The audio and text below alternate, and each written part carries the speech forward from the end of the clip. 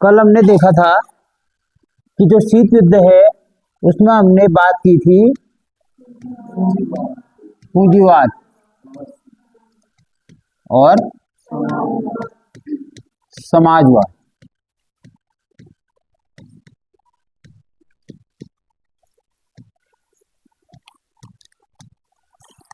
और हमने ये भी देखा कि जो पूंजीवाद है, पूंजीवाद में जो भी संसाधन होते हैं उस पर निजी स्वामित्व होता है, यानी कि एक व्यक्ति का अधिकार होता है। इसे अपनाया था अमेरिका ने। और समाजवाद, जिसमें जितने भी संसाधन हैं उन संसाधनों पर नियंत्रण होता है सरकार का, और ये जो भी योजनाएं बनाई जाती है जन कल्याण के लिए बनाई जाती है। इसे अपनाया था यूएसएसआर, ठीक है, यूएसएसआर सोवियत संघ। तो हमने दो व्यवस्थाओं के बारे में पढ़ा था, और हमने ये पढ़ा था कि द्वितीय विश्व युद्ध के बाद दो गुट निकल के सामने आए, शक्तिशाली देश। एक था अमेरिका, दूसरा था सोवियत संघ। और अपने प्रभावों को बढ़ाने के लिए अमेरिका और सोवियत संघ ने काम करना शुरू कर दिया। अमेरिका बहुत सारे देशों को अपने ओर जोड़ने लगा, वहां पूंजीवादी व्यवस्था को लागू करने में मदद करने लगा। वहीं रूस क्या करने लगा, वो भी अन्य देशों के साथ मिलकर जो है अपना जो है विस्तार करने लगा। अब ये लड़ाई क्या थी, विश्व के अन्य जो देश हैं उनको अपने ओर खींचने की लड़ाई थी। तो इसमें कुछ कार्य अमेरिका ने किए, कुछ कार्य सोवियत संघ ने किए। तो वो जो कार्य थे उन कार्यों के बारे में आज पढ़ेंगे हम। टॉपिक को करते हैं शुरू।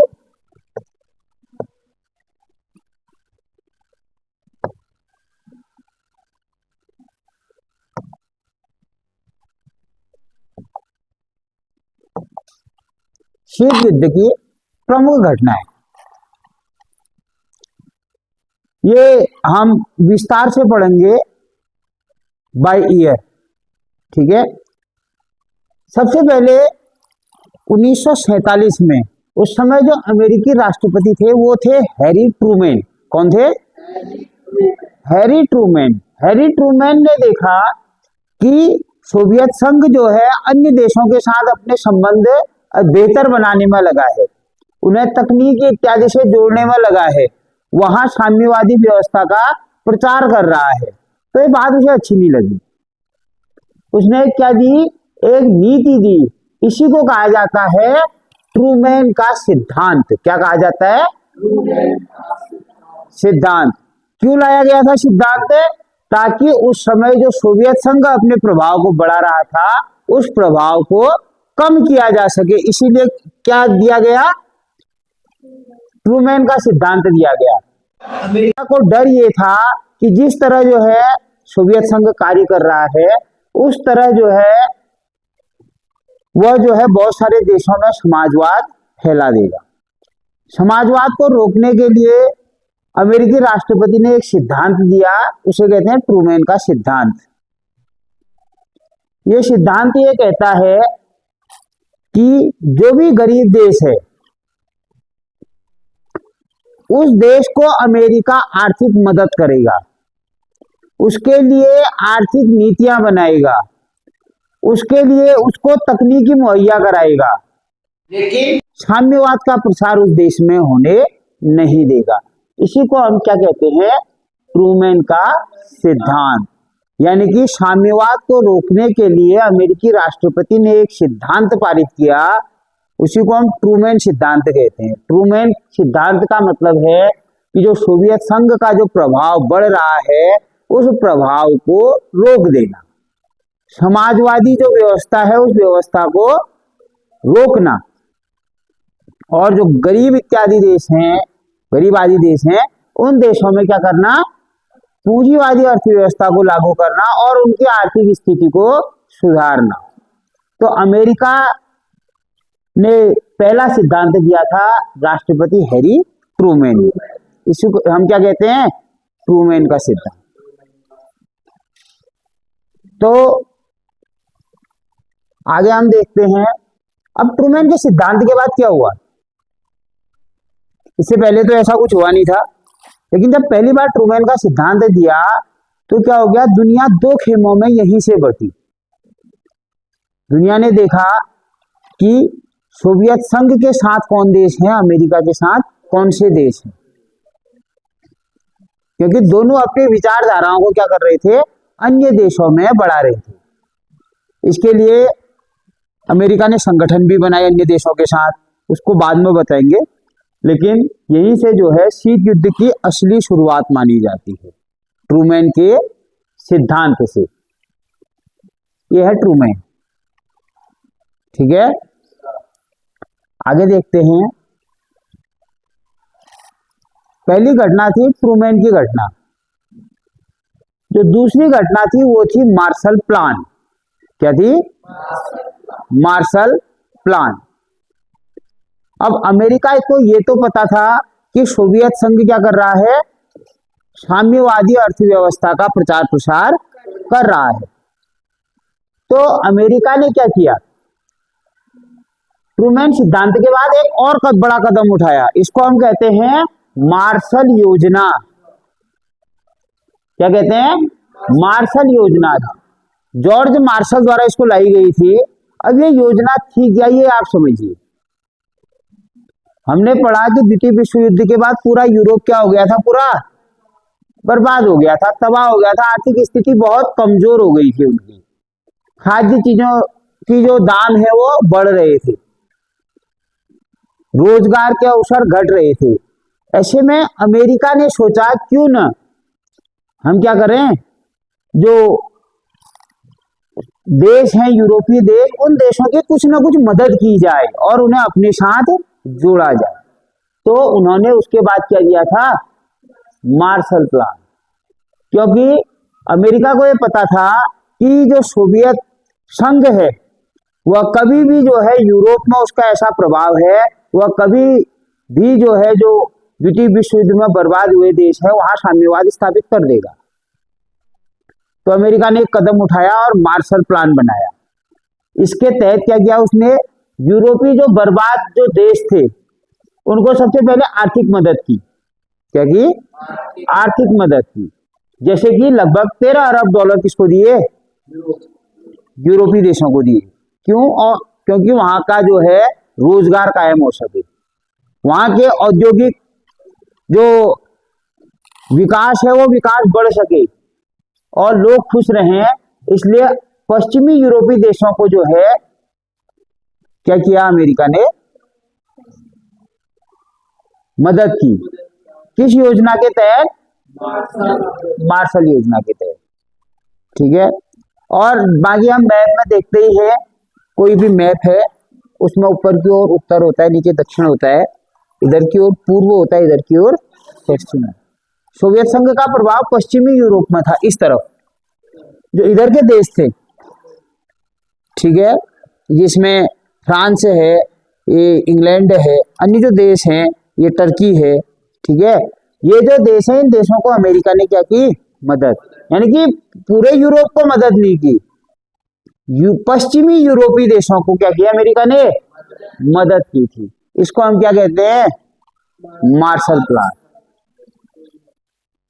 जैसे ये है, इसको जीर्णोद्धार करने के लिए, इनकी अर्थव्यवस्था को बढ़ाए रखने के लिए अमेरिका ने क्या किया था, कौन सा सिद्धांत दिया था, मार्शल योजना दी थी ट्रूमैन सिद्धांत के बाद। ये जैसे ये अभी जो है आप देखेंगे यहाँ पर, ये तुर्की और ग्रीस को भी क्या कर रहा है अमेरिका, मदद कर रहा था। तो ये मदद का कारण क्या था, उसे अपनी ओर जोड़ना, अपने गुट में उसको शामिल करना। ये अब अमेरिका और सोवियत संघ तक युद्ध नहीं रह गया, बल्कि विश्व के अन्य देशों में भी ये फैल गया। अमेरिका ने बहुत सारे देशों को अपने पक्ष में किया। अभी हम यूएसएसआर के बारे में भी बताएंगे, सोवियत संघ के बारे में। अभी हम अमेरिका का ही देख रहे हैं, तो मुख्यतः आप ये देखिए। अब क्या हुआ, मार्शल योजना की प्रतिक्रिया, जब मार्शल योजना लाई गई तो सोवियत संघ ने जो है इस प्रस्ताव को क्या कर दिया, ठुकरा दिया और कहा कि पूर्वी यूरोप के जितने भी प्रभावी देश उसके साथ हैं वह इस मार्शल योजना को नहीं मानेंगे। मैंने बताया था कि जो यूरोपीय महाद्वीप है उसके पश्चिम की ओर अमेरिका ने मार्शल योजना लागू की थी।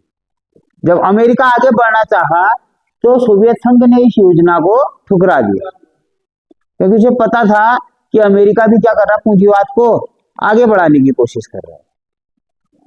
तो यहां पर सोवियत संघ की प्रतिक्रिया क्या थी, सोवियत संघ ने इस प्रस्ताव को सिरे से नकार दिया और पूर्वी यूरोप के जो उसके साथ के देश थे उन देशों में भी ये प्रस्ताव फिर नहीं लाया गया।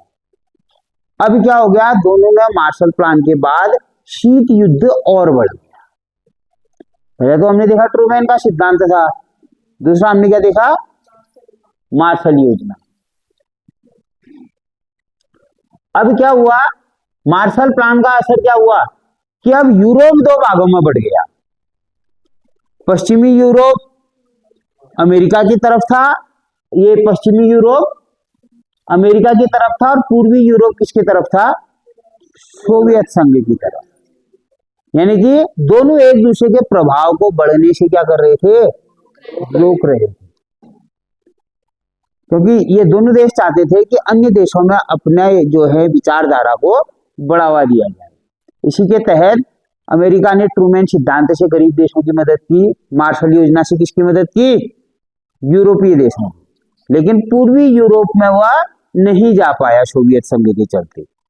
तो दो घटनाएं हमने पढ़ ली है।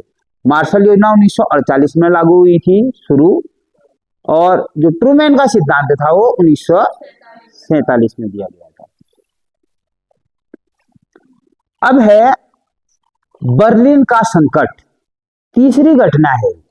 क्या है, तीसरी घटना बर्लिन का संकट।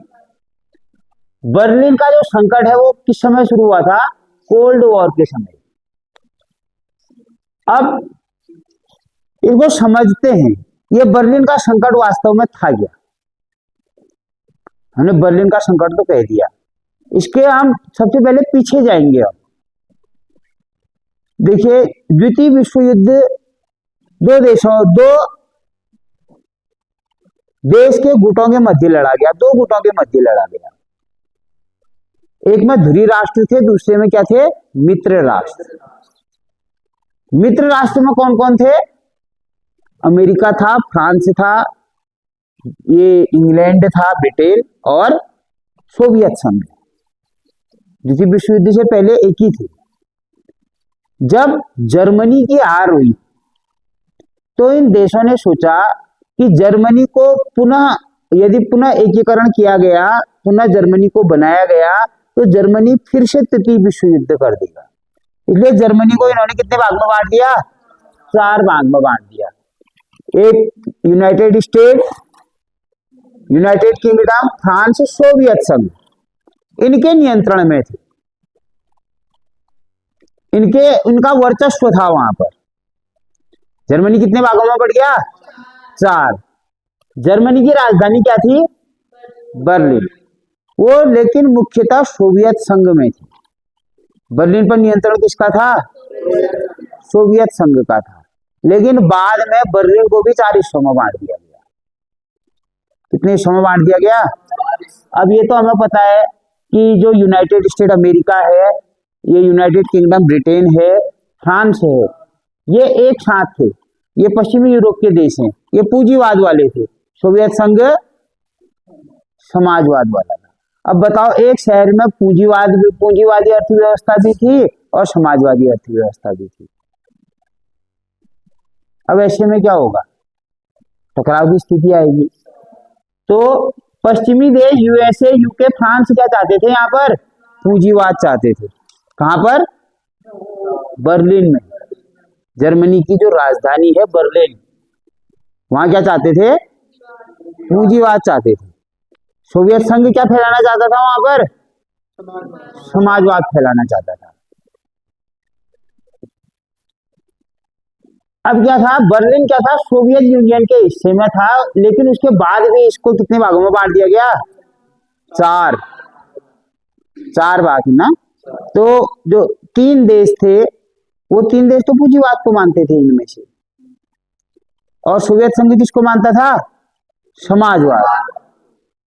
तो फिर क्या हुआ, एक शहर के अंदर दो सिस्टम हो गए, यानी कि एक समाजवाद वाला सिस्टम और एक पूंजीवाद वाला सिस्टम, जो कि बिल्कुल क्या था, अव्यवहारिक था।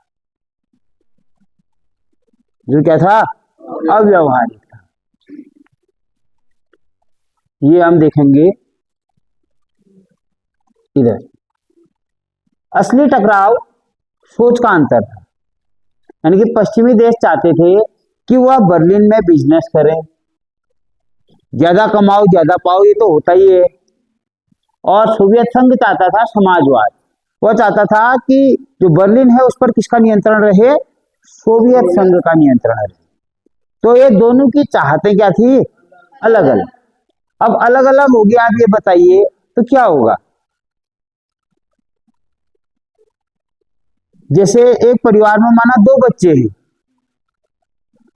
ठीक है, एक परिवार में दो बच्चे हैं, एक बच्चा कह रहा है कि इस परिवार में जो भी हम कमा रहे हैं, जो भी कुछ कर रहे हैं, या जो भी हमारे पास हम मिल बांट के इसे उपयोग करें, लेकिन एक कह रहा है कि नहीं ये मेरा है। तो ऐसे में क्या होगा, टकराव होगा, और टकराव के बाद उनके बीच दीवार खड़ी हो जाएगी। ये देखो, बर्लिन के बीचों बीच दीवार बनाई गई। अब ऐसा शहर आप समझिए कि बर्लिन एक शहर है, उस शहर के बीचों बीच दीवार बनाई गई है, यानी इसका नाम था बर्लिन वॉल। बनी कब ये, 1961 में बनी थी, ठीक है। जो सोवियत संघ के नियंत्रण में था वो पूर्वी बर्लिन था, क्योंकि ईस्ट बर्लिन के ओर अब एक दीवार क्यों बनी थी, ये समझिए आप। क्योंकि एक शहर है, हम भी, कोई भी व्यक्ति कमाने के लिए बाहर निकलता है, ठीक है, तो क्या होगा, जब कमाने के लिए बाहर निकलेगा वो व्यक्ति, तो उसे वहां क्यों निकलेगा, क्योंकि वहां अवसर है, इसीलिए तो निकलेगा। तो पूंजीवाद में अवसर तो होते हैं। तो क्या हुआ, सोवियत संघ के जो लोग थे, यानी कि बर्लिन के जो लोग थे, जो सोवियत कंट्रोल के अंदर थे, वो सोवियत में रहना नहीं चाहते थे। वह नौकरियों के लिए, अच्छे जीवन के लिए कहाँ भाग रहे थे, पश्चिमी बर्लिन की ओर भाग रहे थे। अब ऐसे में क्या किया जा सकता है, ऐसे में इस दीवार का निर्माण किया गया, क्योंकि सोवियत का ये डर था कि यदि बर्लिन के लोग ऐसे ही भागते रहें तो क्या हो जाएगी, जो साम्यवादी अर्थव्यवस्था का जो प्रचार प्रसार हो रहा है वो रुक जाएगा। ऐसे में उसने क्या कर दी, दीवारें खड़ी कर दी। ऐसा भी हो सकता है, बर्लिन माना उस समय आप बर्लिन में हो, एक रिश्तेदार दीवार के इधर रह रहा है, एक रिश्तेदार दीवार के उधर रह रहा है, वो कभी मिल ही नहीं पा रहे हैं, ऐसा भी हो सकता है। तो ये क्या थी, एक ऐसी स्थिति थी जहां पर एक शहर को दो भागों में बांट दिया गया था, पूर्वी बर्लिन और पश्चिमी बर्लिन। और पूर्वी बर्लिन के लोग कहाँ भाग रहे थे, पश्चिमी बर्लिन की ओर भाग रहे थे। उन्हें रोकने के लिए क्या बनाई गई है, ये दीवार बना दी गई। बनी कब थी ये, 1961 में। अब क्या थी, दीवार ऊंची थी और लंबी चौड़ी कटीले तार थे इसमें, और हर आने जाने वाले पर जो है, जो सेना है वो क्या करती थी, नजर रखती, कड़ा पहरा था यहाँ पर। मतलब ये क्या था, एक ही शहर के लोग अलग अलग हो गए थे, किसी के परिवार ही बिछड़ गए, पता चला कोई नौकरी करने पश्चिमी बर्लिन में गया है, उसका परिवार पूर्वी बर्लिन में रहता है, और दीवार बना दी गई, और लोग एक दूसरे से नहीं मिल पाए। अच्छा, एक बात आप सोचो कि आप माना बर्लिन में है और आपका दोस्त भी बर्लिन में है, और एक दीवार बना दी जाए बीचों बीच, तो क्या होगा, मिल पाएंगे आप उससे, नहीं मिल पाएंगे ना। तब तो ऐसे मोबाइल फोन आदि कुछ भी नहीं थे कि इससे बात कर लो, चलो पूर्वी बर्लिन के हाल जान लो, या उसने कहा पश्चिमी बर्लिन के हाल जान लो। तो ये ऐसी स्थिति बन गई थी, यानी कि एक शहर कितने भागों में बढ़ गया, 2 भागों में बढ़ गया। और ये बनाई क्यों गई थी, ताकि पूर्वी बर्लिन के लोग पश्चिमी बर्लिन की ओर न जा सके, और जो है जो बर्लिन शहर है उसमें शांति व्यवस्थाएं बनी रहे। ये इसे इसमें दीवार तो नहीं दिखाई गई है, लेकिन ये बताया गया है कि जैसे आप ये देखिए, जैसे माना एक दीवार है तो शहर के 2 हिस्से अलग कर दिए गए, पूर्वी बर्लिन और पश्चिमी बर्लिन। पूर्वी बर्लिन पर किसका नियंत्रण था, सोवियत संघ का, और पश्चिमी बर्लिन पर, ठीक है। अब आगे देखते हैं। अब ये समझने वाली बात है, ये है चौथी घटना। तो कौन सी घटना है ये, चौथी घटना। इस घटना को समझने के लिए थोड़ा बाहर आते हैं।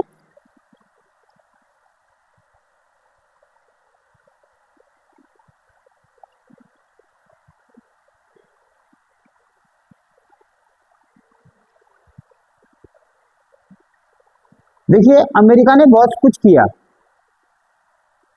ट्रूमैन का सिद्धांत दिया, मार्शल योजना का सिद्धांत दिया। उसके बाद जब जर्मनी 4 हिस्सों में बटा तो उसने बर्लिन को भी जो है 4 हिस्सों में बांटने की जो है कोशिश की। तो सोवियत संघ ने भी कुछ किया था। और सोवियत संघ ने क्या किया था, आप ये समझिए, ये है अमेरिका। ये क्या है, अमेरिका है। ध्यान से देखना इस मैप को, ये क्या है, अमेरिका है। और ये है क्यूबा। क्या है, एक द्वीपीय देश है। द्वीपीय देश मतलब इसके चारों ओर पानी हो जिस जमीन के, वह द्वीप। तो ये द्वीपीय देश है और अमेरिका के जस्ट नीचे पर है। इसका चुनाव किया था यूएसएसआर, सोवियत संघ ने, और यहाँ पर अपने परमाणु हथियार रख दिए थे, क्योंकि उसने ये सोचा कि अमेरिका यदि छोटी भी चालाकी करेगा ना, वो यहां से पूरा नियंत्रण कर लेगा अमेरिका पे। तो क्यूबा समझ आ गया कि क्यूबा कहां पर है। क्यूबा एक द्वीपीय देश है जो अमेरिका के बहुत नजदीक है, और जिससे पूरे अमेरिका को निशाना बनाया जा सकता है। अब इससे आगे चलते हैं इधर, शीत युद्ध की प्रमुख जो घटनाएं हैं उसमें ये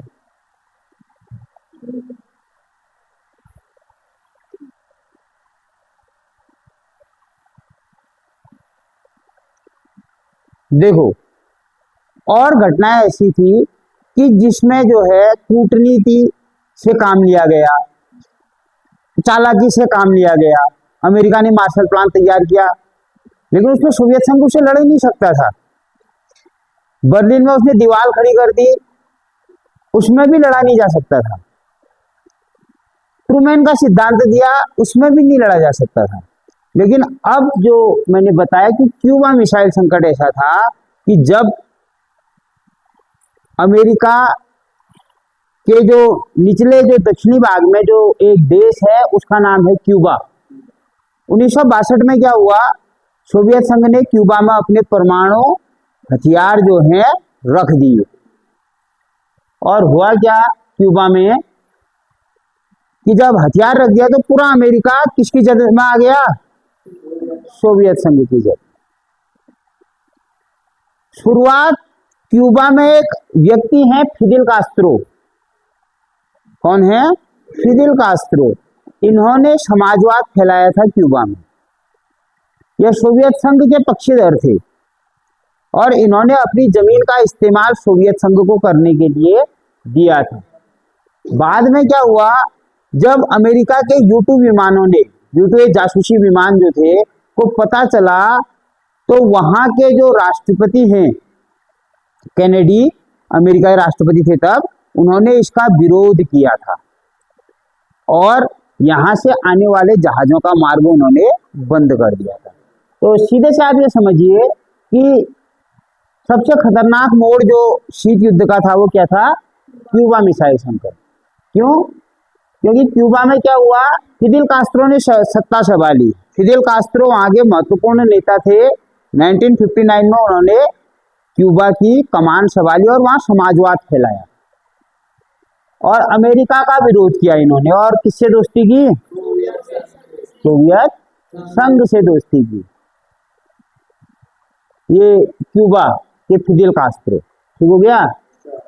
अब ये क्या है? परमाणु हथियार यहाँ क्या किए जा रहे हैं? तैनात किए जा रहे हैं, जिसका विरोध जो है ये जासूसी विमान है अमेरिका का, जिसने क्या किया? क्यूबा में हो रही घटनाओं को बताया कि अमेरिका, ये यूएसएसआर यहाँ पर क्या कर रहा है। ये है जॉन एफ कैनेडी। तब इन्होंने डिसीजन लिया। जब डिसीजन लिया तो क्या हुआ कि इन्होंने क्या कर दिया, उसके बाद यहाँ पर आने वाले जितने भी अंतर्राष्ट्रीय जो जहाज हैं इनके मार्ग रोक दिए।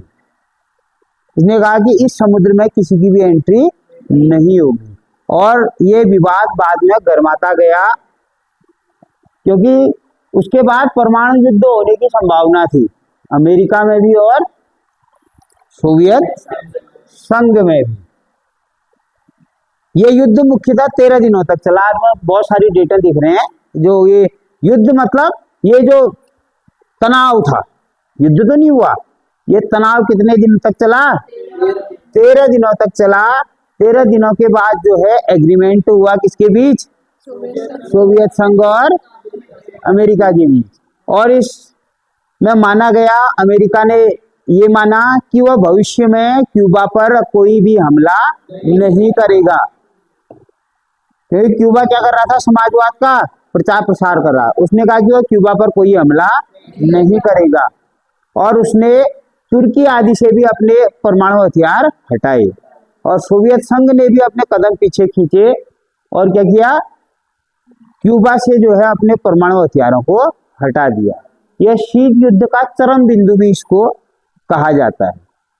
इसको क्यूबा मिसाइल संकट को क्या कहा जाता है? शीत युद्ध का चरम बिंदु। तो इसमें देखते हैं ये क्या थे? शीत युद्ध का चरम बिंदु। तो 4 हमने आज टॉपिक पढ़े। पहला हमने पढ़ा था ट्रूमैन का सिद्धांत, 1947 में दिया था। फिर हमने मार्शल योजना पढ़ी, 1948 शुरू हुई थी, क्योंकि उसके बाद तो अमेरिका ने बहुत सारे देशों की मदद की। तो इसको कहीं पर आप देखेंगे 1948 से 1961 भी लिखा रहता है। तो शुरू वाली बात कर रहे हैं। तीसरा हुआ था बर्लिन का संकट। बर्लिन के शहर के बीचों बीच दीवार बना दी गई। कब? 1961 में। और चौथा महत्वपूर्ण था क्यूबा मिसाइल संकट। यह क्या था? जो क्यूबा मिसाइल संकट था शीत युद्ध का चरम बिंदु था। ये 13 दिन जो है विश्व के लिए बहुत खतरनाक थे, क्योंकि ये 13 दिनों में ये शीत युद्ध गर्म युद्ध में भी बदल सकता था, क्योंकि दोनों की सेनाएं क्या थी? आमने सामने थी। सोवियत संघ के लिए ये बेनिफिट था कि वह क्यूबा की जमीन का इस्तेमाल करके अमेरिका को नुकसान दे सकता है। और अमेरिका के पास तो खुद एटॉमिक वेपन थे, परमाणु हथियार थे, तो दुनिया के नष्ट होने का खतरा भी था। इसीलिए इसको क्या कहा जाता है? शीत युद्ध का चरम बिंदु। ठीक है, कल हम पढ़ेंगे इससे आगे की कुछ घटनाएं। 1-2 घटनाएं और हैं, ये अभी हम पहले में कवर करते हैं। कल हम क्या पढ़ेंगे? इससे आगे की जो घटनाएं होंगी।